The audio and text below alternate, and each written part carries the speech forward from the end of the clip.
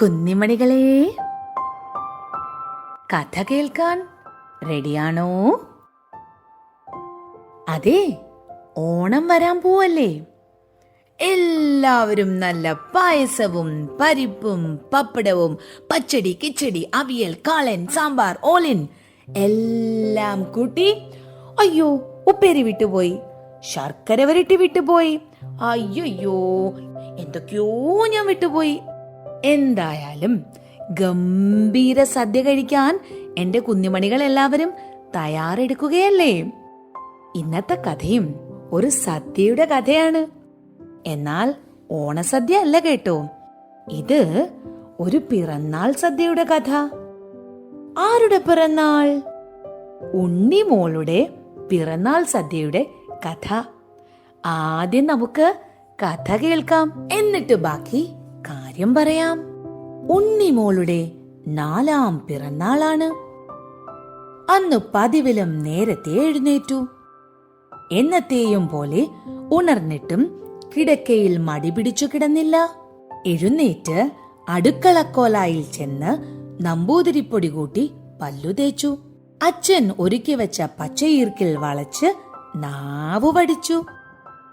മുഖം നന്നായി തേച്ചു കഴുകി വന്നതും അമ്മയുണ്ട് കുളി കഴിഞ്ഞ് കുളിമുറിയിൽ നിന്നും ഇറങ്ങി വരുന്നു. ഇതെന്താണ് ഈശ്വര ഞാനീ കാണണേ? എന്റെ ഉണ്ണിമോൾ ഇത്രയും നേരത്തെ എണീറ്റോ? ഇന്ന് മഴ പെയ്യും നിശ്ചയ. ഞാൻ ഇന്ന് പിറന്നാൾ കുട്ടിയല്ലേ അമ്മേ? അവൾ അമ്മയുടെ കുപ്പായക്കോന്തലയിൽ മുഖം തുടച്ചു പറഞ്ഞു. പിന്നല്ലാതെ, പൊന്നുമോൾക്ക് അമ്മയുടെ വക പൊന്നുമ്മ, പിറന്നാളുമ്മ. അമ്മ നനഞ്ഞ ചുണ്ടുകൊണ്ട് ഉണ്ണിമോളെ ഉമ്മ വച്ചു. ഇഞ്ചയുടെയും ചന്ദന സോപ്പിന്റെയും ഹൃദ്യമായ മണം അവൾക്ക് അനുഭവപ്പെട്ടു. അമ്മേ, എന്നെയും കുളിപ്പിക്ക്, അവൾ തിരക്കുകൂട്ടി. അതിനെന്താ, പൂജാമുറിയില് വിളക്ക് കത്തിച്ച് 4 നാമം ചൊല്ലി അമ്മ ഇപ്പ വരാട്ടോ. ഇതും പറഞ്ഞ് അമ്മ പൂജാമുറിയിലേക്ക് നടന്നു. അമ്മയുടെ പൂജാമുറിയിൽ ഒരുപാട് ദൈവങ്ങളുണ്ട്. ശ്രീകൃഷ്ണനും ഗുരുവായൂരപ്പനും മൂകാംബികാദേവിയും ചോറ്റാനിക്കര അമ്മയും ശബരിമല അയ്യപ്പനും തിരുപ്പതി ബാലാജിയും കൊട്ടാരക്കര ഗണപതിയും ആലത്തിയൂര് ഹനുമാനും ഒക്കെയായി. അമ്മ നിലവിളക്ക് 7 തിരിയിട്ട് കൊളുത്തിക്കഴിഞ്ഞെന്ന് ഈണത്തിലുള്ള നാമജപം കേട്ടപ്പോൾ ഉണ്ണിമോൾക്ക് മനസ്സിലായി. അഞ്ജന ശ്രീധര ചാരുമൂർത്തേ കൃഷ്ണ. ഈ നാമവും നരനായിങ്ങനെ ജനിച്ചു ഭൂമിയിൽ, ഇങ്ങനെയുള്ള ഒരുപാട് നാമജപങ്ങൾ ഉണ്ടാവും.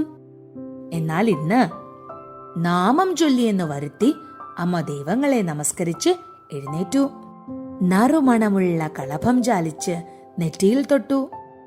വേഗം ഉണ്ണിമോളുടെ അടുത്തെത്തി. എന്നാ നമുക്ക് കുളിച്ചാലോ മോളെ?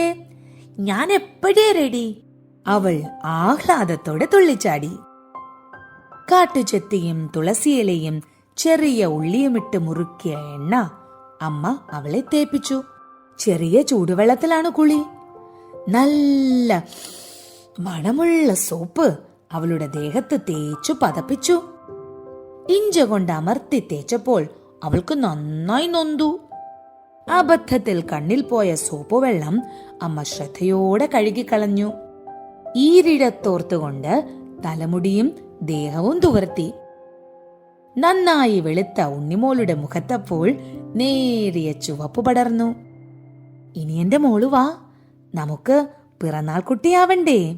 അവളുടെ ഇളം കവിളിൽ ഒരു പഞ്ചാരയുമ്മ കൂടി കൊടുത്ത് അമ്മ പറഞ്ഞു. അവർ ആഹ്ലാദത്തോടെ മുറിയിലെത്തി.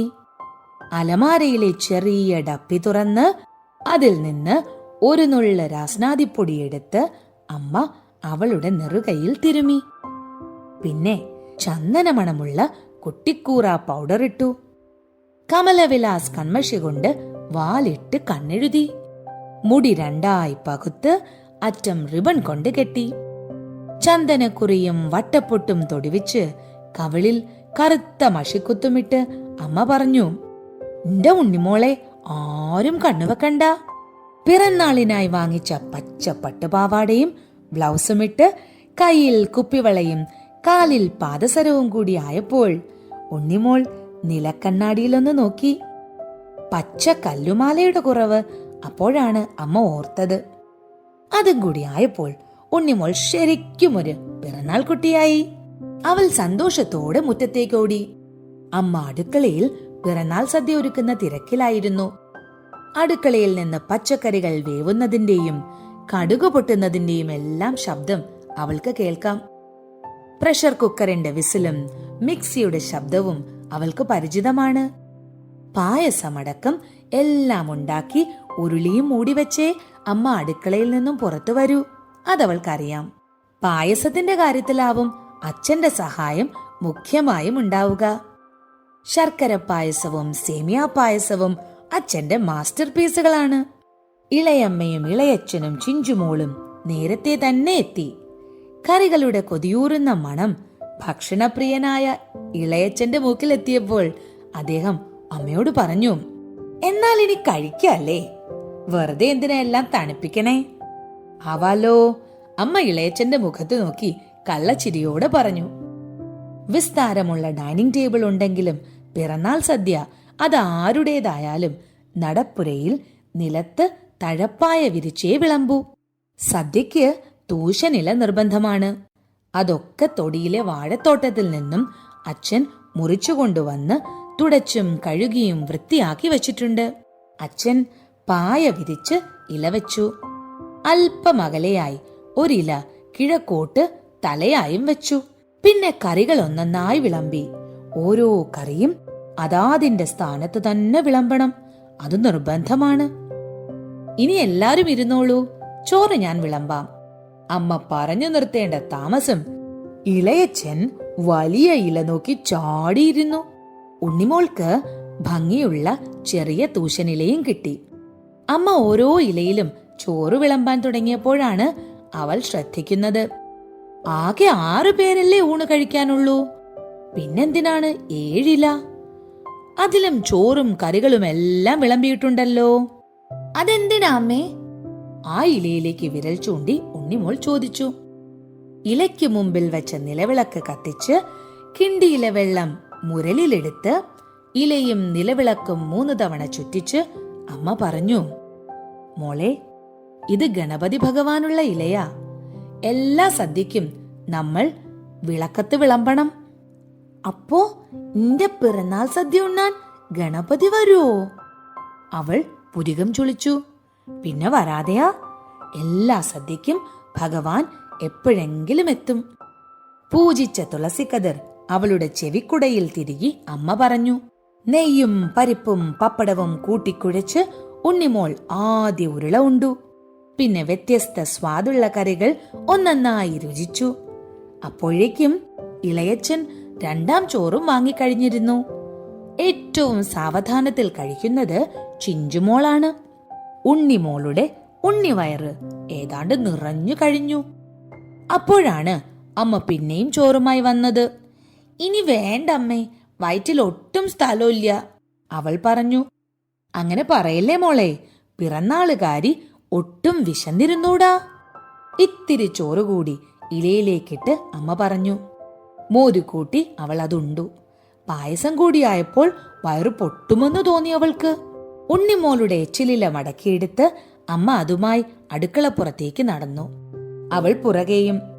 അവളപ്പോൾ ഗണപതിയുടെ ഇലയിലേക്ക് നോക്കി.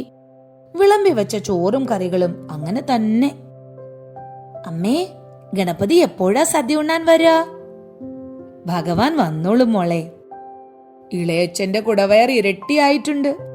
സദ്യ ഉണ്ടാൽ ഇത്തിരി വിശ്രമം വേണം, അതാണ് പ്രമാണം. ഇളയച്ഛനും ഇളയമ്മയും മുറിയിൽ ചെന്ന് കിടന്നു. അധികം കഴിയും മുമ്പേ ഇളയച്ഛന്റെ കൂർക്കം വലി ഉയർന്നു കേട്ടു. ഉണ്ണിമോൾ അച്ഛന്റെ അടുത്താണ് കിടന്നത്. ചിഞ്ചുമോളാവട്ടെ കളിപ്പാട്ടങ്ങളോടൊപ്പവും. ഉണ്ണിമോളുടെ മനസ്സ് നിറയെ തന്റെ പിറന്നാൾ സദ്യ ഉണ്ണുന്ന ഗണപതിയുടെ രൂപമായിരുന്നു. ആനത്തലയും കുടവയറുമൊക്കെയായി. ഇനി ഗണപതി വന്നു കാണുമോ? അച്ഛനും മയക്കത്തിലായി എന്നുറപ്പായപ്പോൾ അവൾ ശബ്ദമുണ്ടാക്കാതെ കിടക്കയിൽ നിന്നും എഴുന്നേറ്റ് നടപ്പുരയിലേക്ക് ചെന്നു. അപ്പോൾ കണ്ട കാഴ്ച എന്താണെന്നോ? ഗണപതിയുടെ ഇലയ്ക്ക് പുറകിൽ ചമ്രം പടിഞ്ഞിരുന്ന് അമ്മ സദ്യ കഴിക്കുന്നു.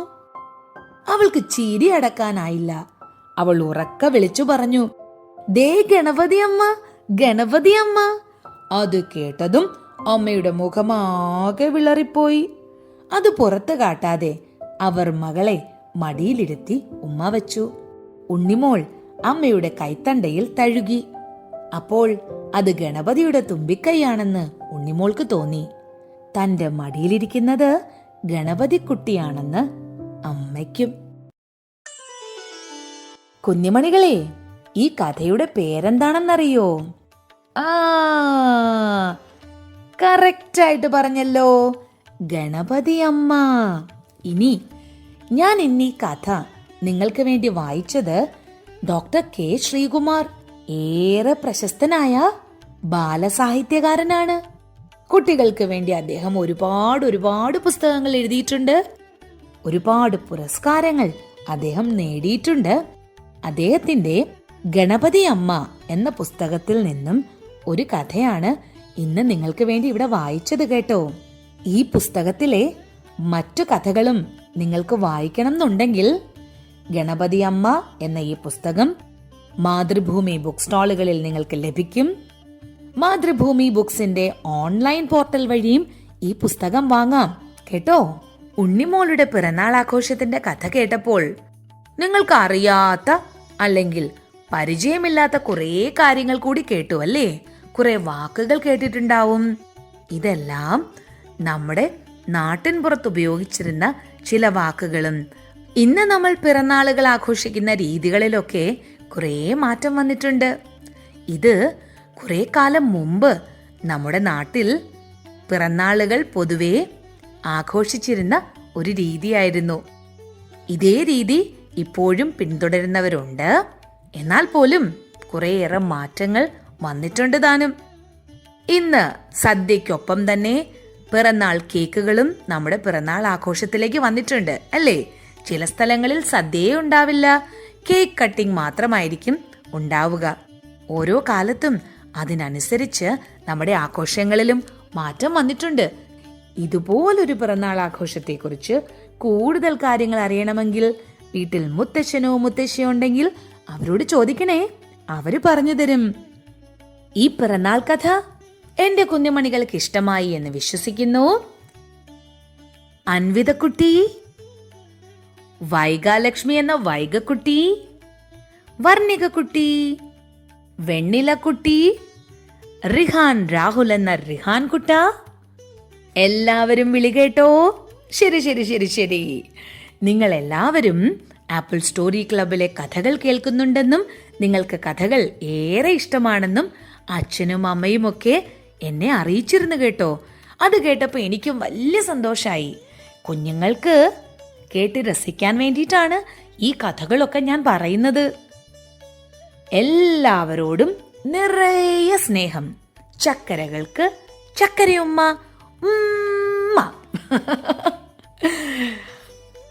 അച്ഛനമ്മമാരെ, ഇതുപോലെ കഥയോടൊപ്പം നിങ്ങളുടെ വീട്ടിലെ കുഞ്ഞു മക്കളുടെ പേരും പറയണം എന്നാഗ്രഹമുണ്ടെങ്കിൽ അതറിയിക്കാൻ ചില മാർഗങ്ങളുണ്ട്. അത് ഡിസ്ക്രിപ്ഷനിൽ കൊടുക്കാം കേട്ടോ. അപ്പോൾ എൻ്റെ പ്രിയപ്പെട്ട എല്ലാ കുഞ്ഞുങ്ങൾക്കും അച്ഛനമ്മമാർക്കും ആപ്പിൾ സ്റ്റോറി ക്ലബിന്റെ കഥകൾ കേൾക്കുന്ന എല്ലാ കൂട്ടുകാർക്കും ഹൃദയം നിറഞ്ഞ ഓണാശംസകൾ. സദ്യയൊക്കെ വയറ് നിറച്ച് കഴിക്കണം കേട്ടോ. നമുക്കിനി മറ്റൊരു കഥയുമായി കാണാം.